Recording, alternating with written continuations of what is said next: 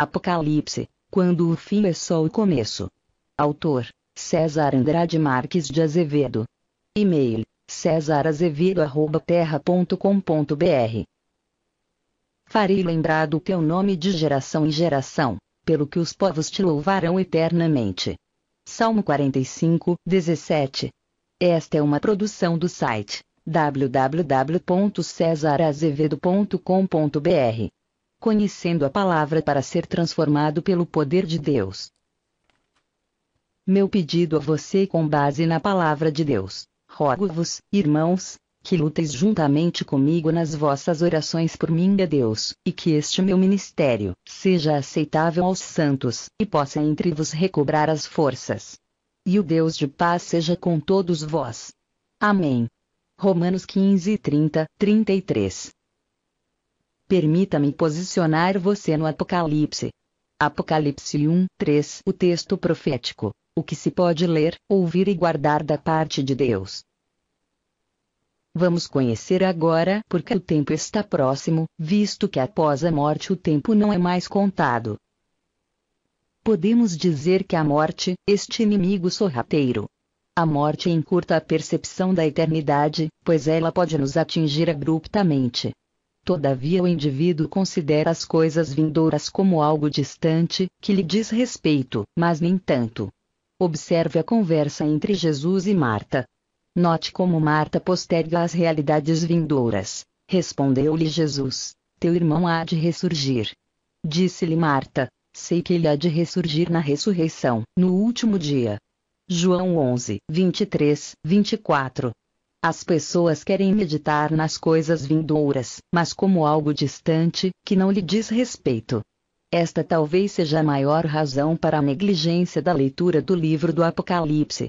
Os cristãos, instintivamente sabem que precisam lidar com toda a questão da morte para compreender as coisas vindouras.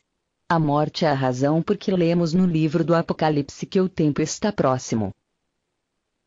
O Apocalipse diz: o tempo está próximo. Se olharmos para trás, tendo passado 2000 anos, diríamos que para nós o tempo está perto, contudo nunca esteve ao alcance da igreja primitiva. Note que os apóstolos já estão dormindo há 2000 anos e isso parece ser muito tempo para eles. Digamos que pudéssemos voltar no tempo, nós diríamos a Paulo: Jesus vai voltar depois do ano 2000, portanto ainda vai demorar muito tempo. Nosso problema é que quando fazemos este tipo de cálculo, estamos contando o curso das gerações.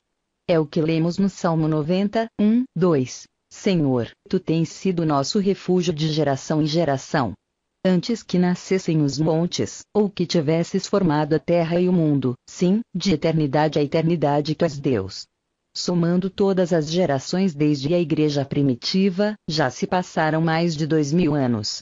Nesta ótica podemos dizer que o tempo está distante da igreja primitiva em mais de 2000 anos, contudo pode estar perto de nós em alguns dias. Isso se Jesus voltar em nossa geração. Obviamente estamos medindo o tempo tendo em perspectiva o arrebatamento da igreja, evento que pode se realizar a qualquer instante à nossa frente, num abrir e piscar de olhos. Mudemos, pois, completamente a perspectiva da contagem do tempo, tirando o foco da linearidade das sucessivas gerações, que somados desde a cruz até os dias de hoje, se passaram mais de 2000 anos. Vamos ver o tempo de outro modo, como ele realmente é. Você se lembra do que falara Moisés acerca de nossa vida? Moisés dera a medida do tempo de vida de um homem. Disse Moisés: a duração da nossa vida é de 70 anos. E se alguns, pela sua robustez, chegam a 80 anos, a medida deles é canseira e enfado, pois passa rapidamente, e nós voamos. Salmos 90, 10. Moisés comparou nossa vida com o fluxo da eternidade e disse: nossa vida é curta. Disse mais Moisés: todos os nossos dias vão, passando na tua indignação, acabam-se os nossos anos como um suspiro. Salmos 90, 9. Resumindo o que Moisés disse, 80 anos é nada comparado com a eternidade. Sintetizando, quando a vida acaba, a morte física nos recolhe, então, dormimos. 1 Tessalonicenses 4 e 13. Estamos usando o conceito da morte para os cristãos na perspectiva do apóstolo Paulo. Paulo compara a morte como o sono dos justos no aguardo de sua ressurreição. Entenda esta comparação. Nós dormimos em média de 6 a 8 horas por noite. Sabemos disso porque o relógio nos sinaliza, contudo, o que se passa é que fechamos os olhos, entramos em profundo sono e, abrindo nossos olhos, acordamos. Contudo, se não consultarmos o relógio, mas a sensação do sono, tudo aconteceu em um único instante. Isto acontece porque o sono tira de nós a perspectiva do tempo. Entre o dormir e o acordar, tudo parece ter acontecido em um abrir e piscar de olhos. O mesmo se aplica ao sono da morte. O apóstolo Paulo morreu há mais de 2000 anos. Se ele ressuscitasse hoje e você perguntasse a ele, quanto tempo ele ficou dormindo? Ele, por certo, diria, alguns minutos. Tudo o que me lembro é que morri e agora estou vivo. Então eu lhe pergunto, quanto tempo o apóstolo Paulo esperou para ser ressuscitado? Na percepção dele, 1 minuto. Sabe por que isso acontece? Porque quem marca o tempo é o sol. Na morte não há sol, ele está imerso na escuridão. O tempo parou de contar no exato instante em que ele morreu. Portanto, para todos os que morrem em Cristo o tempo está próximo. Apocalipse 1, 3. Assim o tempo da volta de Jesus está tão próximo de nós quanto esteve de todos os homens que viveram desde a igreja primitiva até hoje. Todos tivemos a mesma quantidade de anos disponíveis, 80 anos. Todos os que já morreram aguardam a ressurreição e isso se dará, na perspectiva deles, num abrir de olhos. A morte para a contagem do tempo para quem morreu. Leia o que Paulo escreveu em Romanos 13:11. E isso fazei, conhecendo o tempo, que já é hora de despertardes do sono, porque a nossa salvação está agora mais perto de nós do que quando nos tornamos crentes. Entendamos esta palavra.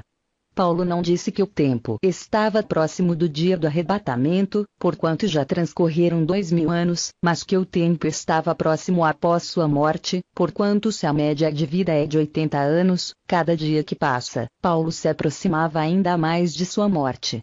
Em morrendo ele estava a um piscar de olhos de sua ressurreição, visto não ser contado o tempo transcorrido. Agora você compreenderá a palavra de Jesus ao ladrão na cruz. Em verdade te digo que hoje estarás comigo no paraíso. Lucas 23:43. É hoje porque, em morrendo, o tempo deixou de ser contado.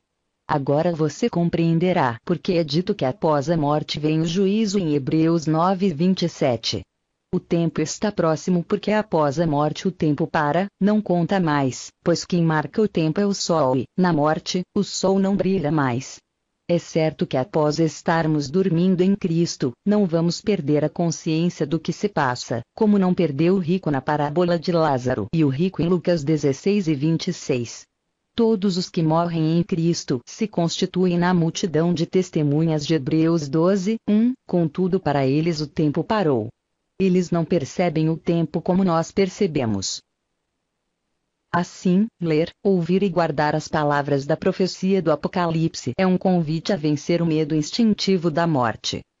Mesmo porque o diabo, que tinha o poder da morte para escravizar os homens pelo medo da morte, foi derrotado por aquele que participou das mesmas coisas que podemos vir a experimentar, isto é, a morte, para nos livrar da escravidão imposta pelo medo da morte. É o que está escrito em Hebreus 2:14-15. No próximo vídeo vamos conhecer os obstáculos e quais as condições para se ler o Apocalipse. Farei lembrar do teu nome de geração em geração, pelo que os povos te louvarão eternamente. Salmo 45:17. Esta é uma produção do site www.cesarazevedo.com.br. Conhecendo a palavra para ser transformado pelo poder de Deus.